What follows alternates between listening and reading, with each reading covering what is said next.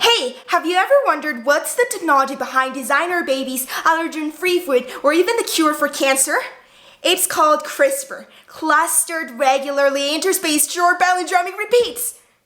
Am I going too fast? Okay, let's go back a couple of million years ago. It all started with bacteria and viruses. See, viruses are not living organisms. This means that they cannot do things like replicating by themselves if they do not inject their genetic material into a living organism. In the case of bacteriophages, which are viruses that love attacking bacteria, this was exactly what was happening. And of course, bacteria were sick of it. This is why they developed their own immune system, which we now call, you guessed it, CRISPR. So every time a bacteria survived a viral attack, it used to keep memories, which were small pieces, small fragments of viral DNA into a secret place, which was surrounded by interspaced short palindromic repeats. So repeats of DNA that were palindromic. And what a palindrome is a sequence that can be read from left to right and from right to left in the same way. But we don't really care about those palindromic repeats, but about the spacers, about the memories that the bacteria kept from the attack. And how does this help bacteria defend itself from viruses? Well, this happens because bacteria also have kind of the best belief system in the world.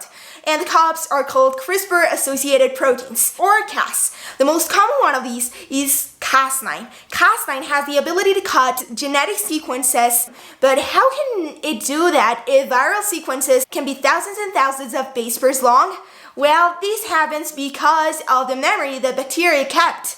This will act as a GPS and will couple with Cas9 to create the CRISPR complex that will target a viral sequence and ultimately stop the viral attack. You may be wondering, how does the bacteria prevent itself from cutting its own genome? Protospacer adjacent motif, PAM.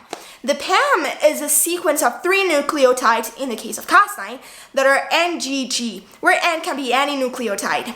These are only found in the viral genome and will be the first element that Cas9 will look for even before cutting anything else. So, going back to the 21st century, how is this useful? Scientists have already considered the possibility of using CRISPR to cure gene-related diseases such as Alzheimer's disease, sickle cell anemia, or even cancer.